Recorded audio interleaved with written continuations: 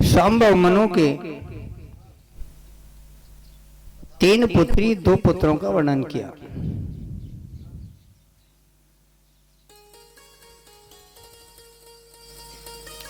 तीनों पुत्रियों के वंश का वर्णन भी हुआ। उनके 2 पुत्र हुए प्रियव्रत और उत्तानपाद।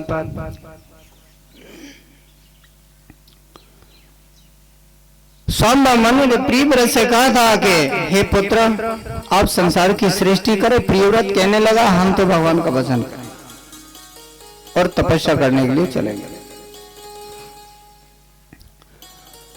उत्तानपाद ने कहा, हे पिताजी, मेरे लिए क्या आज्ञा है कि संसार की सृष्टि करो। उन्होंने जो आज्ञा की उसे स्वीकार किया। उन्होंने सुनीति से विवाह किया। उसके संतान न होने पर सुरुचि के साथ में विवाह किया। सुरुचि से उत्तम हुआ और सुनीति से ध्रुव हुए। कल ध्रुव चरित्र का वर्णन। आज प्रियव्रत के वंश का वर्णन करते हैं। 10,000 वर्ष तक प्रियव्रत ने तपस्या की। ब्रह्मा जी प्रकट हुए, बेटा वर मांग लो। बड़ा सुंदर वर मांगा।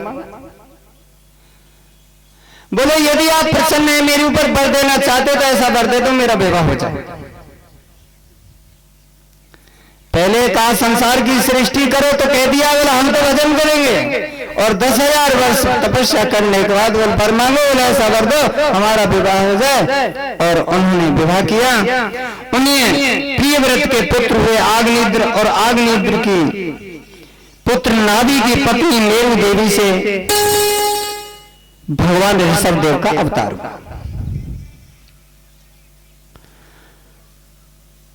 जो ऋषभ देव थे,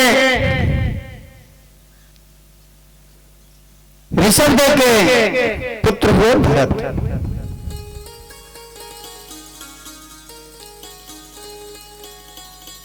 भरत जो है बड़े होनहार हुए। भरत जो है बड़े होनहार हुए। जब उन्हें होनहार संपन्न देखा, बड़े होने पर उन्हें राज्यभार सौंप दिया गया। और वो एक चक्रवर्ती राजा हुए। एक छत्र चक्रवर्ती राजा हुए। कौन? भरत।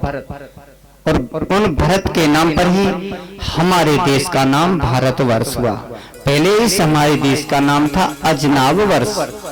इसलिए भरत के राजा होने पर, जब भरत राजा हुए, भारत नाम का सिक्का हुआ। भारत का पैसा भी चलता था। उस भारत के नाम पर ही हमारे देश का नाम भारतवर्ष।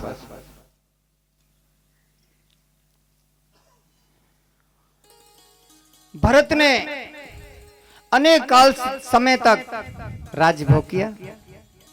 अनेक काल समय तक राज्य भोग करने के उपरांत में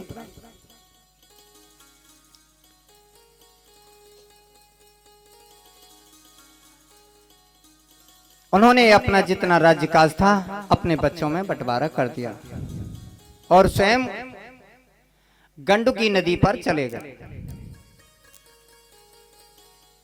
गंडकी नदी पर जाकर के उन्होंने सालग्राम में तपस्या की। और ऐसी तपस्या की कि तपस्या से उन्होंने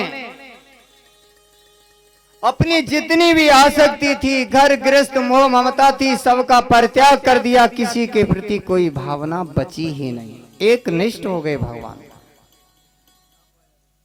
भगवान की साधना में लीन हो गए।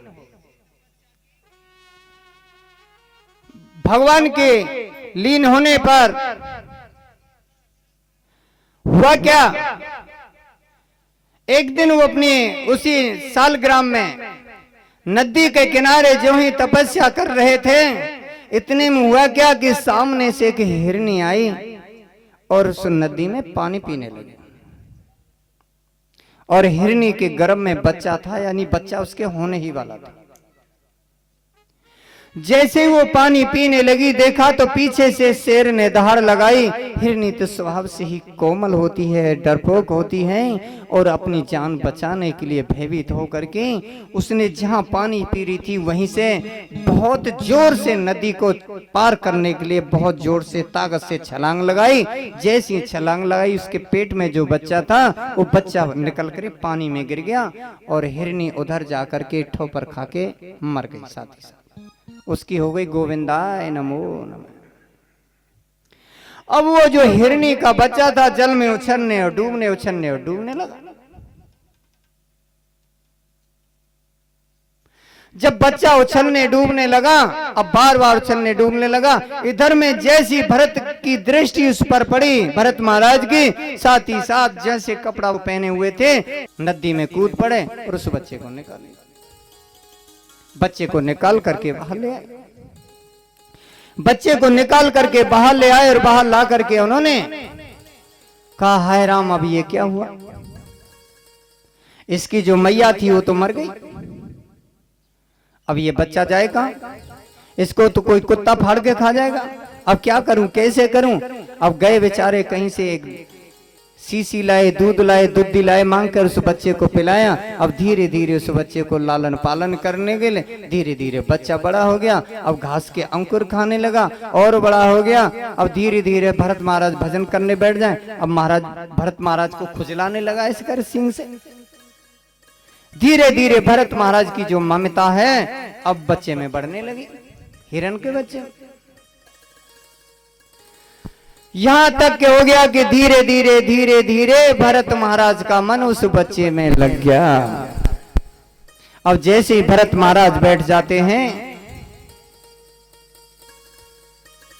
और बच्चा खुजलाने लगता है,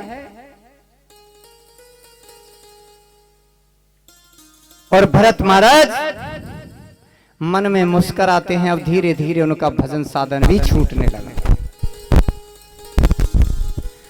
धीरे धीरे उनका भजन साधन छूटने लगा। हुआ क्या आखिरकार, अब उनकी तपस्या, भजन, पूजा सब छूट गई। एक निष्ठ होकर के सबको भूल गए और बच्चे में ऐसे आसक्त हो गए, हिरनी के बच्चे में, उनको शरीर का कोई सुधबोध ही नहीं रहा, कोई ज्ञान ही नहीं रहा। जब उसे कोई ज्ञान ही नहीं रहा, एक दिन हुआ क्या, हिरनी का बच्चा अपने स्वभाव वस्ते हिरनियों का टोल आया और उस हिरनी के टोल में वो हिरनी का बच्चा बह करके चला गया। भरत महाराज ने देखा, है ये क्या हुआ, मेरा तो बच्चा ही कहां चला गया। देखो इसे कहते हैं वो हिरनी का बच्चा था, हिरनों के साथ चला गया, मुझे तो छोड़ के ही चला गया, और न जाने से कोई शेर चीता खा जाएगा, कोई कुत्ता बिल्ली फाड़ देगा। है ये क्या हुआ, कैसे हुआ? बार बार बच्चे की चिंता करने लगे। कुछ समय बाद बच्चा आ गया। भरत महाराज ने उसे डांटा, वो शांत हो गया। कहा कि आज के बाद जाना नहीं,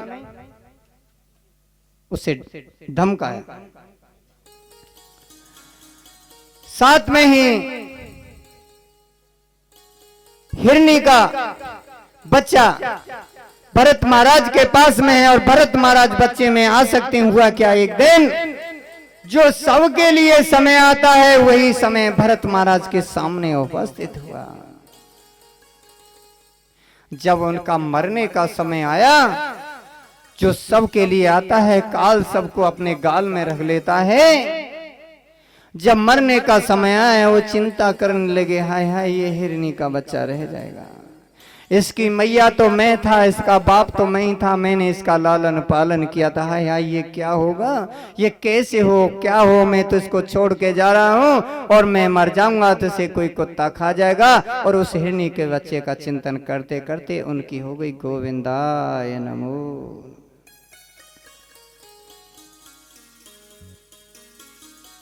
अंत गति सो मति,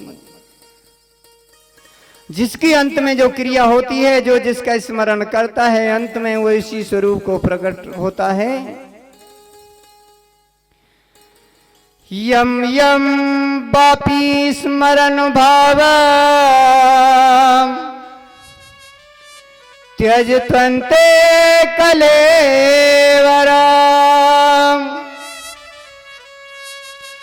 तम तमेवेति कौन्तेय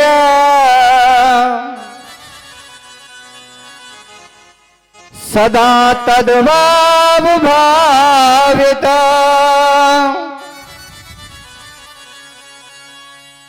भगवान श्री कृष्ण अर्जुन से कहते हैं, हे अर्जुन,